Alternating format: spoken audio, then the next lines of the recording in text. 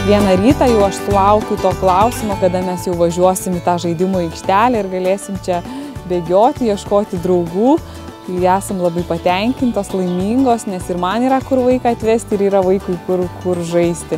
Toksai tarsi ir mamyčių klubas gali atsirasti ir ne tik vaikai tarpusavį bendrauja, bet yra ir suaugusiems, kur pabendrauti, susiburti ir tokio gyvumo gargždams įneša, nebebūsim tokie visi susvetimėję, o turėsim kur ir susitikti.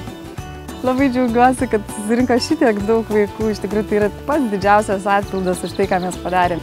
Labai džiaugiuosi savo komandos, džiaugiuosi visais žmonėmis iš miesto, kurie atėjo, padėjo, prisidėjo. Tikiuosi, kad aikštelė niekada nebus tuščia. Kviečiu visus būti čia, žaisti, šėlti ir mylėti Gargždus.